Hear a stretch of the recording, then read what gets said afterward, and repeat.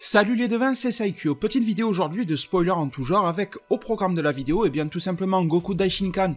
J'ai dit révélé, il a déjà été révélé dans le manga mais qui nous est réellement révélé sous sa forme animée au travers d'une publicité pour le jeu vidéo Super Dragon Ball Heroes Universe Mission 7, la fameuse partie 7 qui va sortir en mars au Japon. Un chara-design officiel de Yamamuro de Goku en version élève du Daishinkan, je vais l'appeler Goku Daishinkan, ça ira plus vite. Un spoiler supplémentaire sur le manga Super Dragon Ball Heroes, avec du hit contre Zamasu, et le gagnant du combat nous a été révélé, vous allez voir que c'est assez choquant. Je vais vous présenter vite fait les nouvelles cartes qui ont été présentées hier, c'est pas dans mes habitudes mais je les ai trouvées tellement classe, j'ai tellement kiffé les nouvelles cartes Heroes que celle-ci je vais vous les montrer, ça prendra pas très longtemps. Et à la fin de la vidéo, je vous demanderai un petit service parce qu'il m'est arrivé une petite galère, rien de trop grave hier sur YouTube, mais j'aurais besoin de votre aide justement pour m'aider un petit peu par rapport à ça. Alors pour ouvrir le bal, on a eu donc une publicité qui a été diffusée à la télévision japonaise, je vous mettrai toutes les sources de tout ça en description comme d'habitude. Universe Mission 7 de Super Dragon Ball Heroes et tout ça, et en guise d'ouverture, nous avons eu une image sur Goku Daishinkan. Si vous ne savez pas du tout d'où ça sort, de quoi je parle, etc., eh bien j'avais proposé une vidéo déjà de spoiler sur Goku, élève du Daishinkan, dans le nouveau chapitre de Super Dragon Ball Heroes.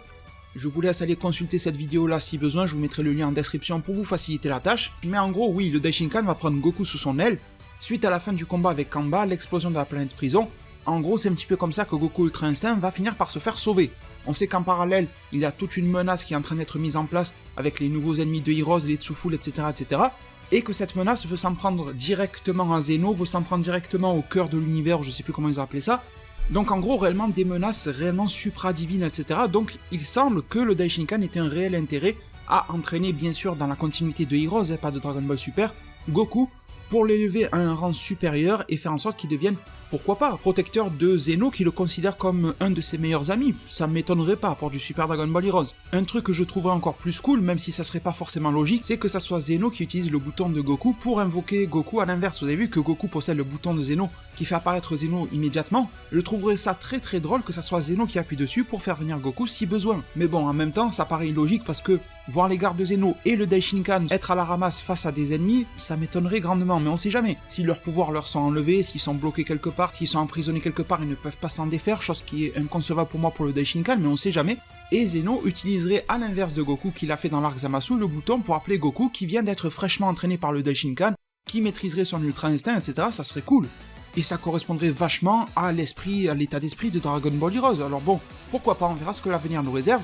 Toujours pour rester sur du Goku Daishinkan, eh bien, on a cette photo-là, je vous précise fortement que c'est une photo, ce n'est pas un scan directement, c'est pour ça que la qualité est pourrie, et c'est pour ça aussi que pas mal de proportions ont l'air bizarres. On dirait que Goku il est en mode Michael Jackson, il fait le lean, il se penche en avant en arrière, non. Je pense que c'est dû à la photo, les problèmes de proportion, la taille, on dirait qu'il est tout petit, tout ça.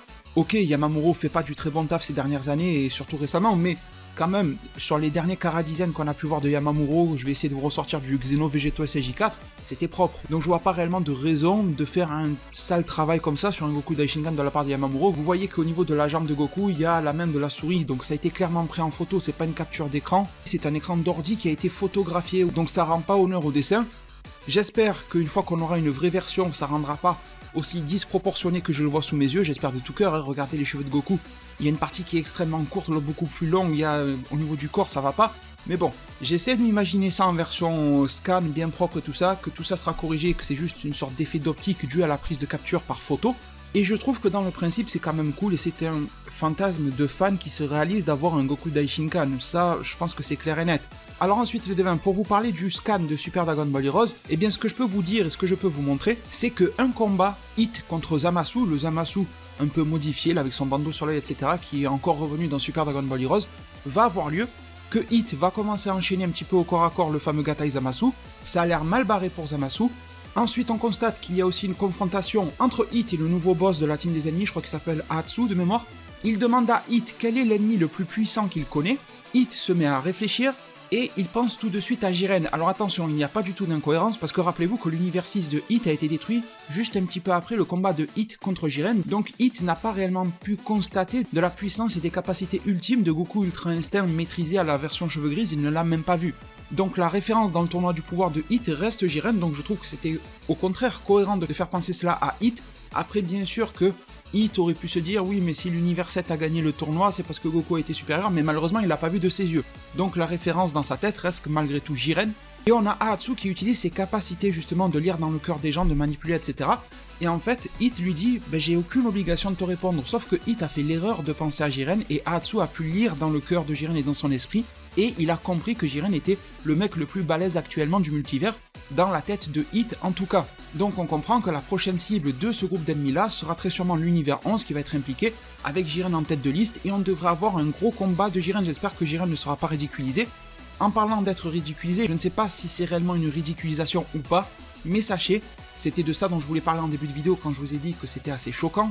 On a Hit qui va se faire tuer par Gatai Zamasu dans Super Dragon Ball Heroes. Alors nul doute qu'ils vont se démerder scénaristiquement parlant pour faire revenir Hit et tous les morts grâce à Shenron, Super Shenron, ça ne vous en faites pas. Mais pour le moment, pour le temps de cet arc là, Hit est mort. Et mis à part si Heroes, après avoir fait Goku Daishinkan, ils peuvent tout faire.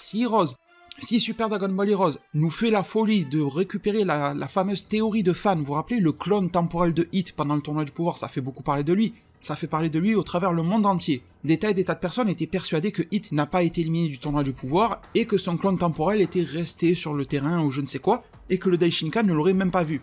Alors là, il y a deux hypothèses. Soit il est réellement et concrètement mort, et c'est à ça que je pense. Je vois pas pourquoi il rentrerait dans un délire comme ça dans Heroes. Je pense qu'il fallait mettre Hit de côté tout simplement et s'en servir encore une fois comme un faire-valoir.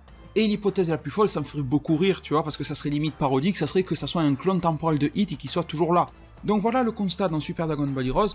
Alors après, je vous ai dit qu'ils ont révélé les toutes nouvelles cartes, regardez-les, je vais pas rentrer trop dans le détail de la rareté de la carte, etc. Juste ouvrez vos yeux, admirez, ils y sont allés à fond, ils veulent vraiment me ruiner avec la Universe Mission 7 parce qu'ils y vont fort sur les fusions, du Gogeta SSJ4, du Gogeta SSJ Blue, du Xeno Vegeto SSJ4 et du Vegeto SSJ Blue. Nous aurons les 4 cartes à notre disposition et nul doute qu'il y aura du Goku Daishinkan et d'autres types de versions de Gogeta et de Vegeto en tout genre. Enfin, pour clôturer ma vidéo, les devins, j'en appellerai à une petite aide de votre part, parce qu'hier j'ai eu une petite galère sur YouTube, je sais pas si vous avez vu mes posts sur l'onglet communauté YouTube, sur Facebook et sur Twitter, comme quoi j'ai des bugs et je sais que je suis pas le seul youtubeur à en avoir, mais bon, voilà, je vous parle pour ma chaîne YouTube, hein. Malheureusement j'ai pas la capacité à résoudre les problèmes des autres, mais j'ai de gros problèmes depuis plusieurs semaines, c'est-à-dire que les likes et les dislikes de mes vidéos disparaissent totalement de mes vidéos, soudainement. Je vous explique comment ça se passe et je vous explique pourquoi c'est un problème. Vous prenez ma vidéo d'hier, elle s'appelle Secret de création, film Dragon Ball Super Broly et implication de Toriyama. J'ai publié cette vidéo là, elle faisait son petit chemin comme d'habitude tranquillement, etc. Elle est arrivée à peu près 400 et quelques likes, puis d'un coup je vais checker un petit peu où elle en est, tu vois, tous les youtubeurs font ça à la sortie d'une vidéo, voir comment elle se comporte, et elle est retombée à 0, je vous affiche la capture d'écran, elle est retombée à 0,0, et j'ai même constaté que la vidéo qui était sortie la veille, Dragon Ball Super 2019, de grosses annonces à la San Diego Comic Con 2019, eh bien elle est retombée aussi. 0,0, like et dislike. Et ça me le fait depuis plusieurs semaines, j'en avais un petit peu parlé sur Twitter mais pas trop, là j'essaie de faire un petit peu plus de bruit par rapport à ça. Et pourquoi c'est un problème? Pour une raison très simple, c'est que si tes likes et tes dislikes disparaissent d'une vidéo YouTube, ça te plombe complètement les statistiques au niveau de l'algorithme de YouTube. YouTube va croire artificiellement que ta vidéo n'intéresse pas les gens, aussi bien du côté du dislike que du like, et il va stopper de la référencer. Et vous constaterez que ma vidéo d'hier, Secret de création, film DBS Broly, etc., en est à 4000 vues. Elle était en train de grimper, d'un coup il y a eu le bug, et sur la courbe des vues, d'un coup elle a commencé à chuter. La chute des vues a été équivalente à la chute, à la disparition en fait des likes. Il y a eu une perte de référencement totale sur la vidéo, vous savez très bien que même si mes vidéos en ce moment n'atteignent pas des sommets historiques, une vidéo DBS Broly sur ma chaîne YouTube, ça s'arrête pas à 4000 vues. Vous le savez, ça grimpe quand même un petit peu plus. Vous avez qu'à naviguer ma chaîne, vous verrez par vos propres yeux. Donc le problème est réel, j'espère que ça va pas se répéter sur toutes mes vidéos, autant je vous en parle ici, ça se répète sur celle-ci aussi, j'espère pas.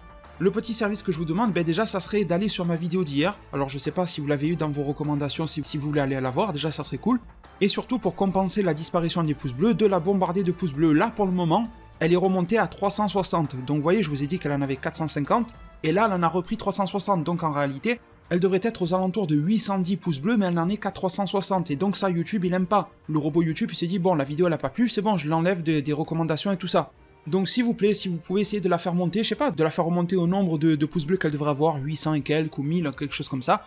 Et de temps en temps, si vous avez le temps, je sais que ça peut être chiant pour vous, donc voilà, vous prenez pas la tête, mais de checker, si vous voyez si les pouces bleus disparaissent, d'essayer de rebombarder par derrière, etc. sur une vidéo, ça serait vraiment très sympa de votre part. Je vais pas répéter ça des millions de fois dans toutes les vidéos, je le dis juste ici. Pour ma part, je vous remercie énormément de m'avoir suivi et également par avance pour votre aide que vous m'apporterez. Le lien de ma page Utip se trouve toujours en description comme d'habitude. Le pouce bleu qui va bien aussi pour cette vidéo là, on vient d'en parler justement d'à quoi ça sert, donc j'ai pas besoin d'insister là-dessus. Un grand merci à tous, prenez tous très bien soin de votre futur, et à plus pour de prochains arts divinatoires.